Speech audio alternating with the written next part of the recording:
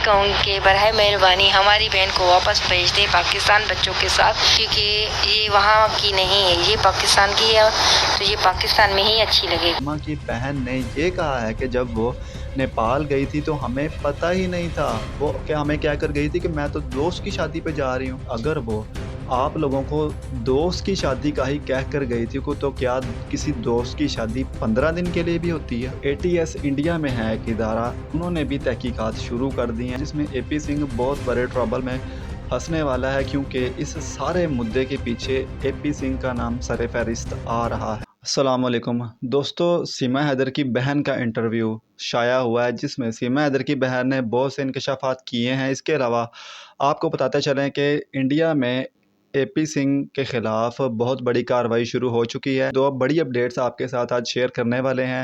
आपसे गुजारिश है कि वीडियो लास्ट तक देखिएगा। सबसे पहले तो सीमा हैदर की बहन के इंटरव्यू के हवाले से डिस्कशन कर लेते हैं कि सीमा हैदर की बहन का इंटरव्यू में से चंद एक बातें जो आपके सामने आज रखेंगे, जिसमें उन्होंने पूछा कि सीमा हैदर का क्या अपने कज़न के साथ कोई ताल्लुक़ था, कोई रिलेशन था, जिसके जवाब में सीमा हैदर की बहन ने कहा है कि सीमा का रिलेशन था उसके कज़न से, लेकिन सीमा की शादी उसके साथ नहीं हो सकी। उसके पीछे क्या वजह थी, वो भी उन्होंने बताया कि सीमा की शादी कुछ ख़ानदानी मामलात होते हैं, जिस तरह बरादरी का ताल्लुक़ होता है कि हमने खाला की तरफ करनी है, चाचू की तरफ करनी है, तो इस बिना पर सीमा की शादी जो है वो उनके कज़न के साथ नहीं हो सकी। एक और सवाल पूछा कि क्या उसका कज़न भी सीमा को पसंद करता था, जिसके जवाब में उन्होंने कहा कि हाँ, सीमा का कज़न उसको पसंद करता था। इस सारे जो बात के पीछे से एक ये चीज़ समझ आई है हमें भी कि सीमा का ताल्लुक़ या सीमा का करैक्टर शुरू से ही इस तरह का रहा है, कभी एक के साथ पाकिस्तान में, कभी दूसरे के साथ, कभी तीसरे के साथ। इंडिया में भी सबसे पहले वो सचिन के साथ, और सचिन के साथ रहते हुए ही उसने एपी सिंह के साथ भी पता नहीं क्या-क्या कर लिया है। और एक दूसरी सबसे बड़ी चीज़, सबसे बड़ा इंकशाफ जो आपको बताने जा रहे हैं, सीमा की बहन ने ये कहा है कि जब वो नेपाल गई थी तो हमें पता ही नहीं था। वो हमें क्या कर गई थी कि मैं तो दोस्त की शादी पे जा रही हूँ। तो यहाँ पर एक सबसे बड़ा सवाल ये खड़ा होता है कि अगर वो आप लोगों को दोस्त की शादी का ही कह कर गई थी को, तो क्या किसी दोस्त की शादी 15 दिन के लिए भी होती है? ये सबसे बड़ा सवाल है सीमा की बहन से, जो अब कह रही हैं कि हम मुझे तो पता ही नहीं था इस चीज़ का, मैं तो लाइलम थी। वो कह रही थी सीमा ने ग़ुलाम हैदर से भी पसंद की शादी की थी, जिस वजह से हमारे ख़ानदान में आपस में बहन-भाइयों के और माँ-बाप के साथ हमारे अनबन हो चुकी थी, जिसकी वजह से सीमा को हमने बुलाना कम कर दिया था। तो उसके बाद जब वो नेपाल गई, ये कह कर के मैं शादी पर जा रही हूँ, तो क्या वो ताल्लुक़ दोबारा ठीक हो गया था? तो तब 4 बच्चे वो थे, तब वो आप लोगों के पास ही छोड़कर गई थी। अगर आप लोगों ने कम से कम उसको पूछा तो होगा ना कि कौन-सी दोस्त की शादी है, हमें बताओ। एक औरत, एक लड़की घर से बाहर जाती है 15 दिन के लिए, 10 दिन के लिए, तो किसी के घर जाती तो वो सारा बायोडाटा लेकर उसको भेजा जाता है। तो अब सीमा हैदर की बहन ये कह रही है कि वो शादी पर गई नेपाल, और हमें तो इस चीज़ का इल्म ही नहीं था। बाद में हमें पता चला कि वो तो नेपाल गई थी। तो जो सवाल मैंने खड़ा किया वो ऑथेंटिक सवाल, ये आपके ज़हन में भी होगा कि कौन-सी शादी 15 दिन के लिए होती है भाई? और दोस्त की शादी नेपाल।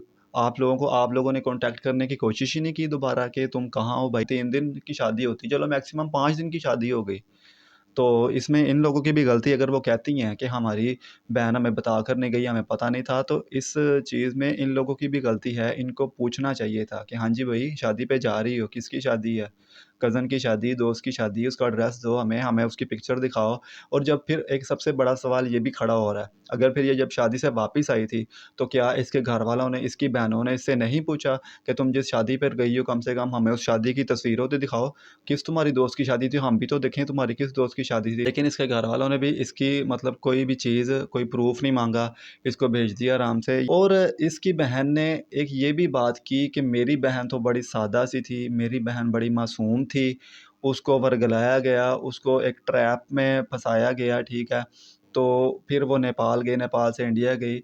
अब इसके पीछे क्या राज है? क्या एपी सिंह की जानब से ट्रैप में फंसाया गया है? क्योंकि ये भी सामने चीज़ें आ रही हैं कि एपी सिंह का काफ़ी अरसे से इससे ताल्लुक़ है, और एपी सिंह दुबई में जाकर इसके डांस वगैरह भी देखता रहा है। ये ख़बरें भी आ रही हैं, लेकिन ये ख़बरें किस हद तक सच हैं, वो इनकी बहन ने तो अब यही कहा है कि मेरी बहन को फंसाया गया है। मैं ये विनती करती हूँ मोदी जी से कि मेरी बहन को और बच्चों को वापस भेज दिया जाए। और ग़ुलाम हैदर हो सकता है कि बच्चों को जब बच्चे लेकर ये वापस आ जाए तो वो उसको भी माफ़ कर दें। लेकिन ये तो ग़ुलाम हैदर के ऊपर है। हमारा लास्ट इंटरव्यू उसमें हमने पूछा भी था कि क्या ग़ुलाम हैदर सीमा को एक्सेप्ट कर लेगा जब वो वापस आ जाएगी? जिसके जवाब में उन्होंने यही कहा था कि वो इसको कभी एक्सेप्ट नहीं करेंगे, क्योंकि उनके दिल में उनके लिए सबसे बड़ी चीज़ मज़हब होती है। अगर मज़हब के साथ ये मुख़लस नहीं थी, तो मैं इसको एक्सेप्ट नहीं कर सकता, क्योंकि जो अपना मुसलमान होने को छोड़ देता है, वो किसी सूरत भी काबिल माफ़ी नहीं है। दूसरी अपडेट शेयर करते हैं कि जो एटीएस इंडिया में है एक इदारा, उन्होंने भी तहकीकात शुरू कर दी हैं और एपी सिंह को भी बुलाया गया है इसकी तहकीकात में, क्योंकि एपी सिंह ने जो पाकिस्तान मुर्दाबाद के नारे लगवाए थे, उस मामले को भी एटीएस ने ऊपर किया है कि आप लोगों ने पाकिस्तान के ख़िलाफ़ क्यों? क्योंकि ज़ाहिर है अगर पाकिस्तान में सीमा के घरवालों के ख़िलाफ़ तहकीकात शुरू हो चुकी हैं, तो इंडिया में भी सीमा के ख़िलाफ़ तो तहकीकात हो ही रही होंगी। अगर वो टीवी पर नहीं भी आ रही, लेकिन उसका जो मामला इतनी हाइप क्रिएट कर चुका है, तो उसके मामले में भी तहकीकात जारी होंगी, जिसमें एपी सिंह बहुत बड़े ट्रबल में फँसने वाला है, क्योंकि इस सारे मुद्दे के पीछे एपी सिंह का नाम सर-ए-फ़हरिस्त आ रहा है। अभी आपको ये भी पता होगा कि 700 एसएमएस जो कि सीमा के मोबाइल फ़ोन से रिकवर हुए हैं, जिसमें सीमा ने कुछ कोड वर्ड्स दिए हैं, जिसमें कप्पी का फल, फ्रूट्स, इस तरह के कोड्स बताए गए हैं। वो रोशन अज़ीम साहब की जानिब से भी, जो ग़ुलाम हैदर के वकील हैं। तो अब जो जब जैसे-जैसे ये केस आगे बढ़ रहा है, चीज़ें आहिस्ता-आहिस्ता खुलकर सामने आती जा रही हैं। सबसे पहले इसकी 2 बहनों का नाम आया, उसके भाई का नाम आया, उसके बाद शाहिद रिंद का नाम आया। इसी तरह जैसे-जैसे ये केस बढ़ रहा है, इस केस में चीज़ें खुलकर सामने आती जा रही हैं और सीमा की असलियत तो हम आपको कभी तस्वीरों की सूरत में दिखा रहे हैं, कभी वीडियोज़ की सूरत में दिखा रहे हैं कि ये कैसी रही थी। और सबसे बड़ी बात ये है कि एक इंटरव्यू में सीमा से पूछा गया कि आपको डांस का बड़ा शौक था, क्या आप बचपन से ही डांस की शौकीन रही हैं? क्योंकि इसकी ये ख़बरें चल रही हैं कि ये दुबई में जाकर डांस करती रही है, क्लब्स में डांस करती रही है। तो उससे सवाल किया गया कि आपको वाक़ई डांस का शौक है? तो उसने जवाब दिया कि हाँ, मैं माधुरी दीक्षित की फ़ैन थी, मुझे डांस का शौक था। तो उन्होंने साथ ही सवाल पलट दिया कि क्या आप अकेडमी भी बनाएँगी इंडिया में? हो सकता है कि आपका घर जब बन जाए तो आप अकेडमी भी बना लें। मतलब ये जो गंदा डांस करती थी जाकर, इस मामले को ऐसे अच्छे तरीके से छुपाया जा रहा है ना इंडिया में, कि जैसे ये बड़ी सती सावित्री है। अब इसके डांस को, इसके इस गंदेपन को इस तरह छुपाया जा रहा है कि हो सकता है एपी सिंह जब ये अपने घर से फ्री हो जाए, तो एपी सिंह इसको खुद पैसे दे के, ये लो तुम पैसे लो, तुम इंडिया में अकेडमी बनाओ डांस की, तुम उनको कोरियोग्राफ करो, उनको डांस सिखाओ, तुम बच्चों को ख़राब करो। क्योंकि अगर ये इसका असर पाकिस्तान में औरतों पर पड़ रहा है, इसका यहाँ से भागने का असर पाकिस्तान के हर ख़ानदान पर, इंडिया के हर ख़ानदान पर पड़ रहा है, क्योंकि ये एक इल्लीगल तरीके से तलाक के बग़ैर एक शौहर के साथ रह रही है, जिसका यकीनन दोनों मुल्कों पर बहुत बुरा असर पड़ रहा होगा। नौजवान लड़कियां हर एक घर में होती हैं।